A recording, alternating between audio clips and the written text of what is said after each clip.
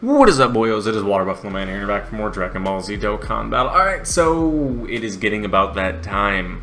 It is June 29th as of me recording this, and the anniversary begins in less than 10 days, I want to say.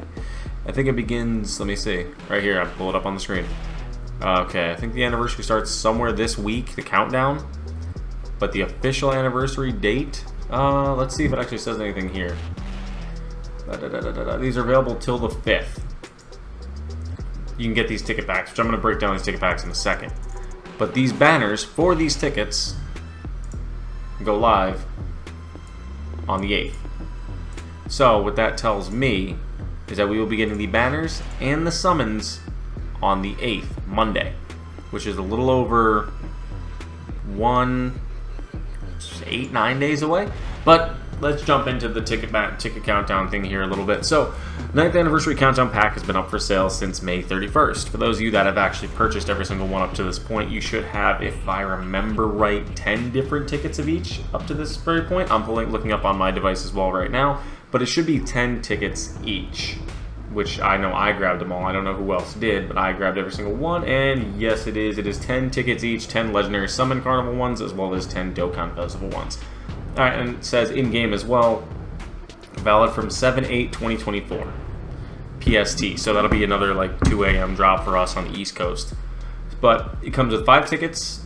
Okay, I'm sorry, let me break into it a little bit. The summon tickets can be used to perform summons, and the summon events will be available during the 9th anniversary celebration, using 5 tickets of each to perform a multi-summon on the Dokkan Festival Broly or the Legendary Carnival Summon for the Gogeta.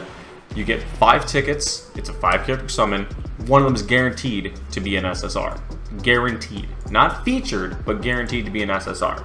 So, with me having 10, I've got 2, not necessarily free multis, these are like $2.99 each, but in essence, 2 free multis I don't need to spend stones on each one of these banners off the rip. So I could possibly get either one of these 2 new units on these tickets and then not have to use my stones at all on these banners if I don't want to. Am I going to? Yes, definitely. But there's also something that's dropping in part 2 that is a very big save your stones heavy for, but I'm not going to go into that yet because I don't want to hype you guys up too much just yet. I mean, granted, those of you that play Dokkan know, but it is what it is. So here's a list of the units that are on the banners. I'm going to be breaking that down in about 1 second. But these are what the tickets look like. Legendary Summon Carnival 1, Dokkan Festival 1. It shows a little bit of the time frame, but they will be valid that first night, July 8th. So let's jump into the Gogeta banner right away. I'm only going to highlight like 4 or 5 maybe units that I really think are worthwhile on the banner that are super great to summon for. And if you get actually 6, I just forgot of one I just thought of. I'll break into him in a second. But we have the new Gogeta, the Trunks, the Cooler is still really good, and this Goku. But I forgot to account for these guys because they get an easy A during this celebration at some point. These guys are really good, but they're not the number 1 for me, so I'm going to put them in the number 5 slot. But first, let's break into the Gogeta a little bit here. So the Gogeta, it becomes a Movie Heroes Key 3, 200%, which is really good. We need a Movie Heroes lead anyway. Super Attack greatly raises attack and defense for 1 turn, causes colossal damage. And as a 18 key, it raises defense infinitely, so it stacks it for 99 turns, and greatly raises attack for 1 turn, causes Mega Colossal. Key plus 2 attack and defense of 154%. Start a turn, attacks effective against all types, which is great. Plus additional attack and defense of 100% when forming a super. Guards all attacks for 3 turns from entry turn, so it gets 3-turn guard. This is just about key sphere stuff here. Changes them randomly. Launch additional super attacks, a great chance of becoming a super attack. So a 70% chance of doing a double super. So you can hit it with this, and then with this, you get really great defense. Good link set, really good categories it works for, but the unit transformation, let's actually see if I can get it to go. There it is. The Super Saiyan God Super Saiyan Gogeta is the big point. So you really want to stack your defense for a couple turns with Gogeta up to this point. So he becomes a greatly raising attack and defense for 1 turn on his 12 key, and massively raises attack on his 18 key. So that's 100% for those of you that do not know. Massively raising is 100% and it stacks for 4 turns. So you could theoretically get 2 supers off within that 4-turn period and have an additional 200% attack power. But he recovers 54% at start of turn for 4 turns from the character's entry turn. So every time you'll get him, which will be probably twice, you'll get a 54% HP gain at the start of that turn, right away. Ki plus 3, 200%, and attacks effective against all types, which is great. Same as the Gogeta prior. Attacks effective against all types, but a little bit stronger in terms of attack and defense. Still gains the 100% when performing a super. Gets Ki plus 2 per Ki sphere obtained. Randomly changes Ki spheres of a certain type, phys excluded, to rainbow. Launches additional super attack when attacking, guaranteed. Launches another additional super attack with a rainbow Ki sphere obtained. So, okay, so if you do 24 Ki, you get 100%. Then two 50% stacks. Okay. And then great chance of evading enemies' attack, including super attacks, so 70% chance. And transform a critical hit of 20% with each attack evaded. So, and there's no cap on that. So with 70% dodge, put him in slot 1 or whatever, slot 2, whatever it may be. He could stack a bunch, probably slot 1, honestly, because you really need that that dodge to cover you to get your crits. So yeah, he'd probably be a slot 1 spot. Great chance of nullifying enemies' super Ki blast attack with tremendous power and counter tremendous power. I read that weirdly. But one thing I didn't mention right there is he gets attacks effective against all types, guaranteed triple super if you get one rainbow Ki sphere. And that's not counting the one you can get from his passive. So he could, in theory, get 4 super attacks in one turn. 1 of these, 3 of these in one turn, and he's got some pretty solid stats. Even at 55%, he's a pretty solid unit. But he's also got an active skill. Massively raises attack temporarily, causes ultimate damage to enemy, and character intercepts and evades all enemies' attacks, including super attack for 1 turn. So, you activate your active skill. Put him in slot 1.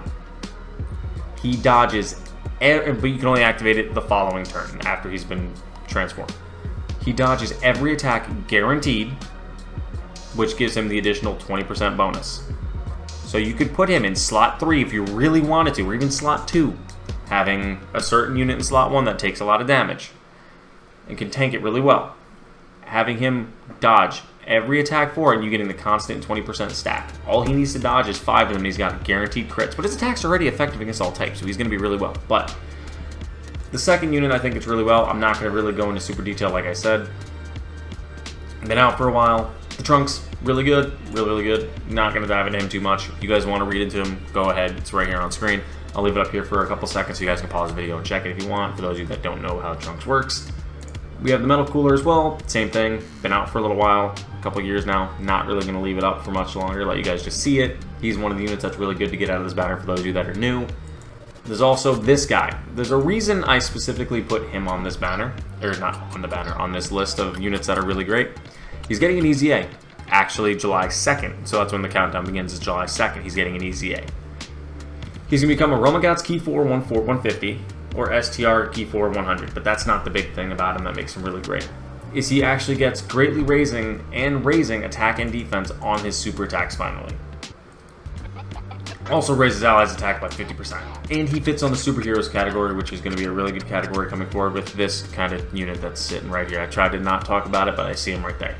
Okay, he gets attack and defense of 177%. This is post Easy A.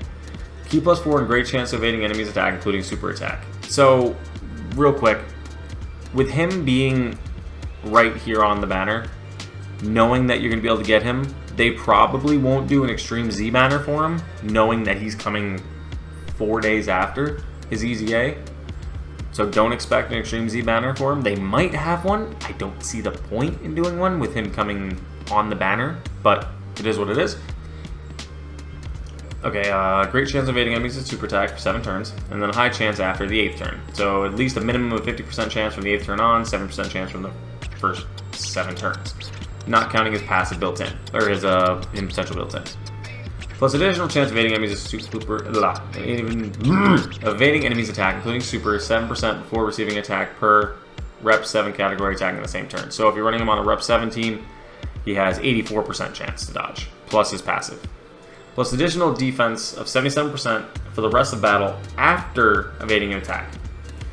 Plus an additional attack of 77% for the rest of the battle after evading attack as the first attacker in a turn. So put him slot 1, let him dodge, he gets both of those buffs, which is great. Plus an additional Ki plus 1 up to 7, and attack and defense and chance of forming a crit up to 77% with each attack evaded, including super attacks. So that's the big thing on this unit, is he goes from being almost absolutely useless in every scenario to he's one of the better units in the game, honestly. He can actually be used in almost any situation that allows you to dodge because of the fact that he has the ability to dodge and then get stronger with each dodge. And let's say he dodges 3 attacks in slot 1, gets the additional 33% chance, then he gets 33%, I'm sorry, then he gets these 2 activated because he's in slot 1. And then he does a super attack, which greatly raises his attack and defense for that turn. But if you get a double super off, it's greatly, and then normal.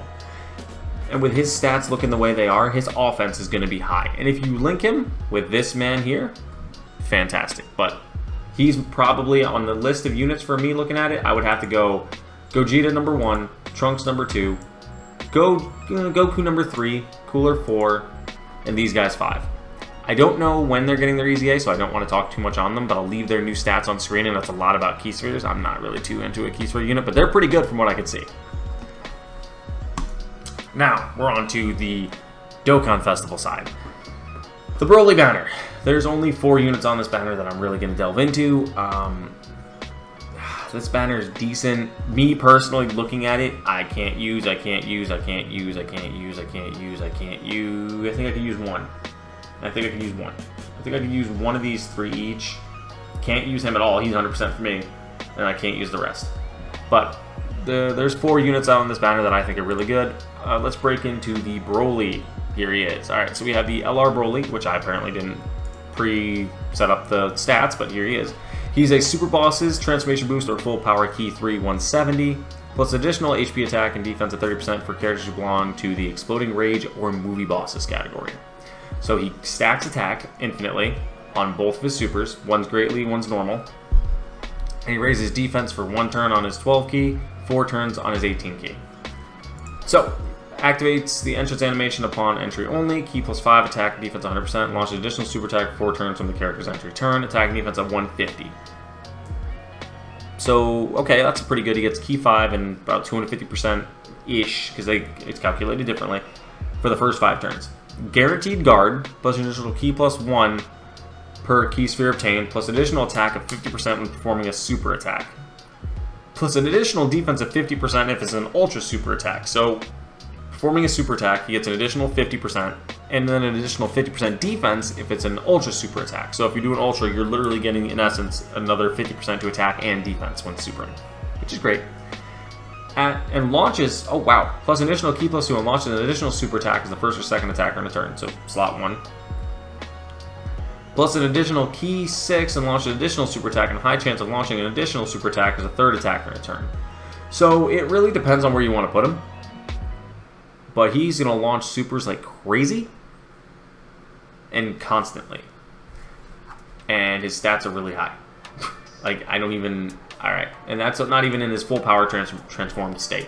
His full power state now is something ridiculous. I don't have him on JP, but it's something kind of ridiculous. So let's take a look at it. Raises attack and defense for 1 turn on his 12 key. Greatly raises attack and defense for 1 turn on his 18 key. Key 6, attack and defense of 300%. Guards all attacks. 1 key plus 1 per key sphere obtained. And reduces damage received by 26% before attacking while the domain alternative dimensional space is active, which I'll break into in a second. Plus additional attack of 50% when attacking, and 50% defense when receiving an attack. Launches an additional super attack when attacking, chance of performing a crit plus 26 when performing a super attack. Launches an additional super attack that has a chance of performing a critical hit plus 26% when performing an ultra super. So you have almost a 52% chance to perform a crit when launching an ultra super attack. And he also launches another additional super at key of 24. So you can launch up to 3 supers just off his passive alone with a 52% chance minimum to get a crit. What? Okay. Yeah, and not to mention he has 26% damage reduction at start of turn before attacking, when the domain's active. But extreme class allies and enemies attack and defense of 10%, plus additional attack and defense of 10% for characters who belong to his categories. And increases damage received by superclass allies and enemies by 10%. So he gives himself 20% attack and defense from his dimension, the domain, I'm sorry. Plus he gets 26% damage reduction from the domain part of his passive before attacking.